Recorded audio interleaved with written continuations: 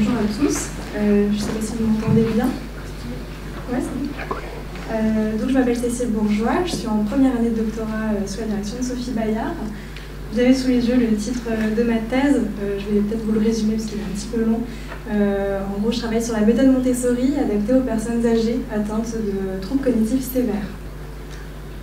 Aujourd'hui, je vais essayer de vous présenter globalement le sujet de ma thèse, notamment préciser ma population d'études et vous parler un petit peu de la méthode Montessori adaptée, qu'est-ce que c'est en quelques mots. Et ensuite, je vous présenterai donc deux études. Une première étude qui est la grande étude, qui est assez, avec un protocole assez grand, on va dire, enfin, imposant, avec beaucoup de variables. Donc je vais passer assez rapidement, j'aurai pas le temps de tout détailler. Et je vais préférer vous détailler un petit peu plus l'étude B, qui est déjà pas mal avancée, avec un protocole qui a déjà été appliqué. Donc je vous en parlerai un petit peu plus en détail. Alors, ma population d'études, vous l'aurez peut-être compris, je travaille auprès des personnes âgées, notamment les personnes qui habitent dans des maisons de retraite, et plus particulièrement dans les unités fermées, les unités protégées. C'est des unités assez particulières dans lesquelles on retrouve, c'est généralement des unités fermées, pour accueillir des personnes qui présentent des troubles cognitifs modérés à sévères. C'est des personnes qui, du coup, connaissent des limitations dans plein d'activités de la vie quotidienne et qui ont besoin d'un accompagnement rapproché pour les aider au quotidien. C'est aussi une population qu'on décrit généralement dans la littérature comme présentant des troubles du comportement.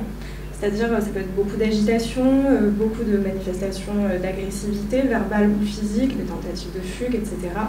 Aussi beaucoup d'apathie et de retrait sur soi. C'est un grand panel de comportements qu'on peut observer chez ces personnes et qui justifie donc qu'il faille accompagner les soignants dans l'accompagnement de ces personnes-là qui ont un profil particulier. Pour l'accompagnement, justement, il y a une méthode qui a été développée, qui est donc la méthode Montessori adaptée. Vous aurez sûrement reconnu le nom Montessori, c'est généralement attribué plutôt à l'enfance. C'est vraiment les travaux de Maria Montessori qui ont été repris par le professeur Cameron Camp, qui est un professeur de psychologie américain, qui a repris donc les grands principes de l'approche Montessori. En gros, il s'agit de ne plus faire à la place d'eux, mais d'accompagner pour augmenter l'autonomie des personnes. Donc ça a particulièrement sa place dans la question des troubles cognitifs sévères, et notamment dans les EHPAD. Je vais juste reprendre mon souffle quelques secondes. Donc voilà, les grands principes de la méthode Montessori, une approche centrée sur la personne, de ne plus faire à la place d'eux et d'accompagner dans l'autonomisation au maximum au quotidien, ont vraiment été repris et pas mal documentés en fait depuis plusieurs années. Et il y a toute une idée de changement de regard en fait, sur la pathologie, parce que dans le milieu de la santé, on est souvent habitué et formé aussi à aller chercher le déficit, à l'identifier et à le traiter. Là, tout le point de vue, c'est l'inverse, c'est d'aller rechercher toutes les capacités préservées chez une personne pour se baser dessus, pour réautonomiser et accompagner au maximum dans la vie quotidienne. Les effets qui ont été démontrés jusqu'ici, c'est plein d'effets très intéressants, avec une augmentation de l'autonomie, évidemment, une augmentation de la qualité de vie, une réduction de l'utilisation des psychotropes. Enfin voilà, je ne vais pas faire la liste en détail, mais il y a plein d'effets très positifs. Néanmoins, la plupart des études qu'on a à l'heure actuelle, elles souffrent de failles méthodologiques. Soit il n'y a pas eu de groupe contrôle, soit les échantillons sont très faibles. Donc malheureusement, aujourd'hui, on n'a pas suffisamment de données pour cette méthode qui nous permettent de vraiment faire des recommandations de bonnes pratiques vis-à-vis de cette méthode. Donc tout l'intérêt de ce travail de thèse.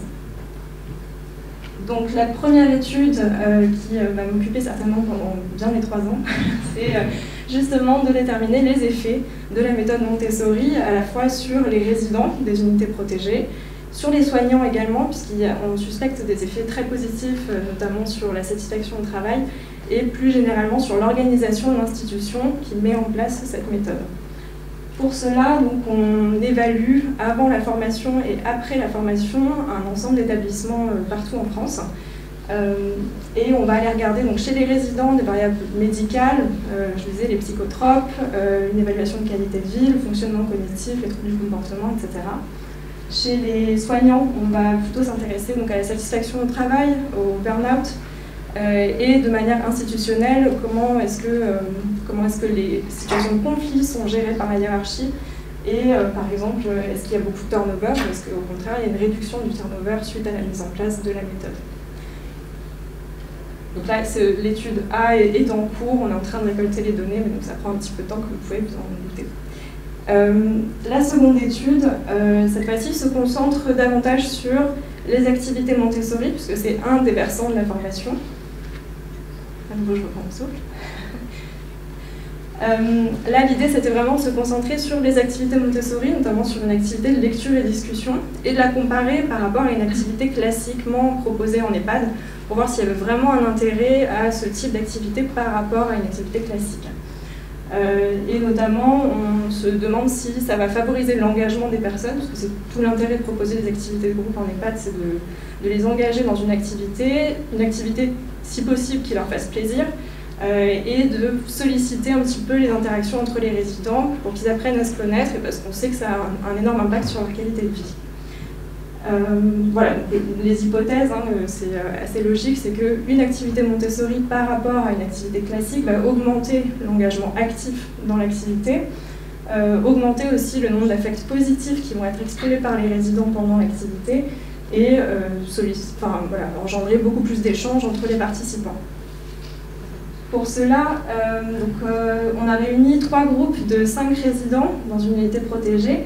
On a réuni 2 à 3 fois par semaine pour leur proposer une activité de lecture et discussion. L'ensemble des activités ont été filmées. Et donc dans une première phase, on leur proposait une activité classique de lecture de contes. Et dans une deuxième phase, cette fois-ci, on leur proposait une activité qui répond à l'ensemble des principes Montessori, à savoir une lecture d'un livre au format adapté. Donc en fait, on est en cercle autour d'une table et à tour de rôle, on lit chacun le livre qu'on a dans les mains, chacun participe et répond aux questions qui sont posées au fil du livre. Ça, c'était juste pour que vous ayez un visuel, en fait. Voilà, il y a eu donc les 3 groupes, A, B et C. On a commencé par la lecture de contes, et ensuite, après la formation, on est passé à l'activité Montessori. Ce type de protocole-là va nous permettre, en fait, d'utiliser chaque participant comme son propre contrôle, et de répondre un petit peu aux problèmes méthodologiques que j'évoquais au tout début. Ce type de protocole n'a jamais été utilisé dans ce cas-là. En détail, les mesures qu'on va réaliser sur la base des enregistrements vidéo, ça va être, excusez-moi, ça va être de comptabiliser le nombre d'échanges entre les participants, également le nombre d'échanges en réponse à l'animatrice, et on va s'intéresser à savoir si c'est des échanges qui sont spontanés ou qui sont en réponse à une question posée par l'animatrice ou par un autre participant. Et on va aussi comptabiliser s'il y a des partages spontanés sur quelque chose qui n'a pas de rapport, par exemple s'il y a du bruit dans le couloir, on va aussi le comptabiliser. L'intérêt, notamment de l'enregistrement vidéo, c'est qu'on va pouvoir analyser pour chaque participant pendant l'activité l'ensemble des affects qui vont être exprimés. Donc on va utiliser une échelle qui est déjà construite pour ça. Et on va pouvoir également mesurer spécifiquement le type d'engagement pendant l'activité et distinguer donc un engagement passif par rapport à un engagement actif. Et donc, comme je le disais au tout début, c'est une population qui est très décrite comme présentant des troubles du comportement. Donc on va également lister l'ensemble des comportements dits perturbateurs, qu'ils soient verbaux ou moteurs, pendant l'activité. À nouveau, l'hypothèse, c'est que pendant une activité Montessori, il y aurait moins de comportements perturbateurs par rapport à l'activité classique. Voilà, je vous remercie pour votre attention.